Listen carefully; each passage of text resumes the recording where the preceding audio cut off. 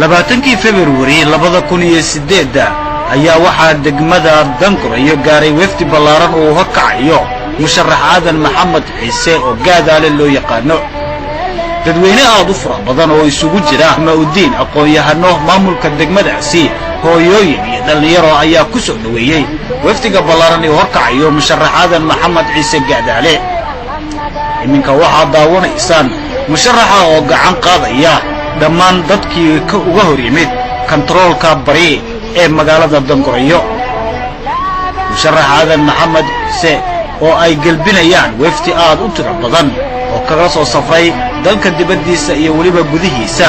ayaa waxa ay ku weheliyaan booqashooyinka ugu kala fidinayo degmooyinka magaalooyinka yar iyo waliba caasimadda deegaamada Puntland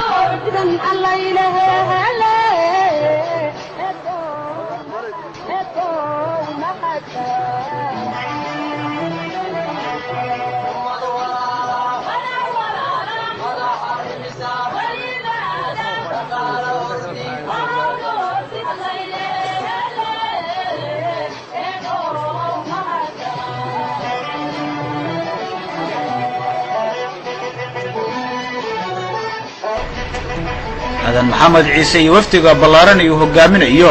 ayaa waxa ay socod dheer ku marayaan wadada laamiga ah ee dhex marta degmada Dangorayo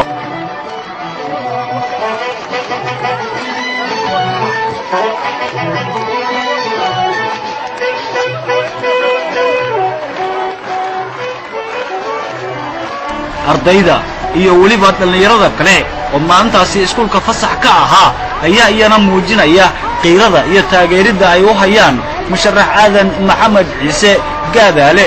oo iyagu sheegay inay horeyba ula socdeen inuu soo gaaray deegaamada Puntland isla markaana uu ku soo beegnaa isla maalintaasi degmada Dangorayo dhinacyada wadooyinkuna ay tuunsan yihiin kumanaan dad oo isugu soo baxay soo dhaweynta musharax Aadan Maxamed Ciise oo gaadaale loo yaqaano hooyooyin iyo arday ayaa ruxaya calamo iyo caleemo sida aad daawanaysaan iyaga oo buraanburo iyo waliba heeso goobaabina markaasna lagu soo dhaweynayo degmada musharaxa iyo waftigiisa halkaasi kaga hadaaqaya musharax Aadan Maxamed Ciise gaadaale ayaa isagu inta uu gacan qaaday maaha inta kale gacanta u haatinayay isaga oo ku faraxsan soo dhaweynta iyo waliba habka markaasi ay ula dhaqmeen ama ay u soo dhaweeyeen mujtamaca ku dhaqan degmada Dangorayo waxaad daawadayaal aad daawanaysaan musharax Aadan Maxamed Ciise oo dhinaca uu ka marayo gudoomiyaha degmada Dangorayo isla markaana iminka u socda dugsiga hoose dhexe ee degmada Dangorayo halkaasi oo ay isugu yimaadeen kumanaan arday mujtamac hooyooyin iyo carruur bale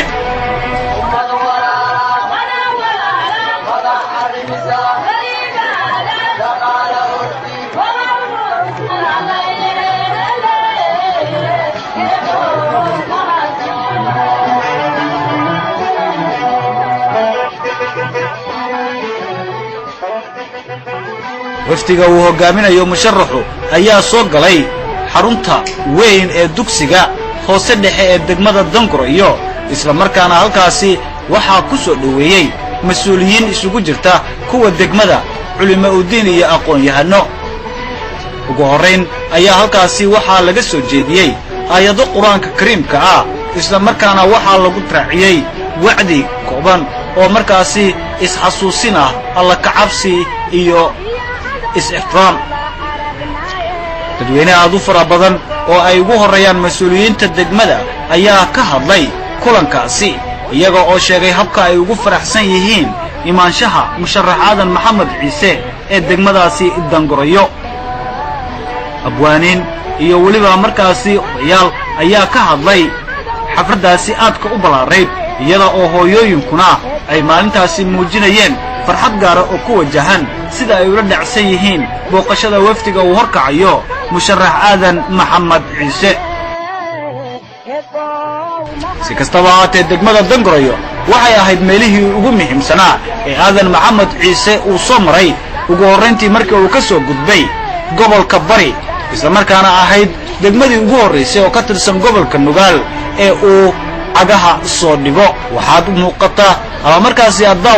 daawanaysaan mashxaradda sacabka iyo weliba sida farxadda leh ee reer Dangorayo ay u muujinayaan soo dhaweynta ama markaasi ka qayb qaadashada ku faraxsanaanta iyo weliba habka walaaltinimada leh ay u soo dhaweeyeen waftiga uu horkacayo musharax aadan maxamed ciise oo gaadaale loo yaqaano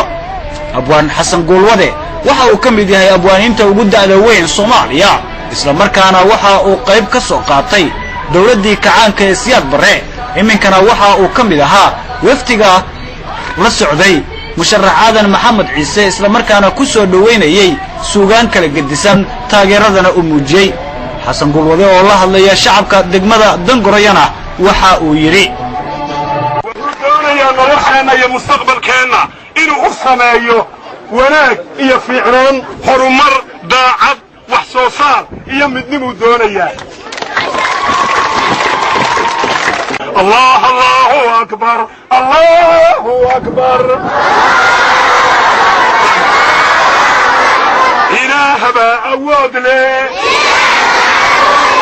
رسولك أمان لي ثم الإسلام نهي إسراع ودنتنا وماني مثل مبادكيا وذا شركان نقول قول وذا شركان نقول هذا نقول دنقر يقول المدينة نقول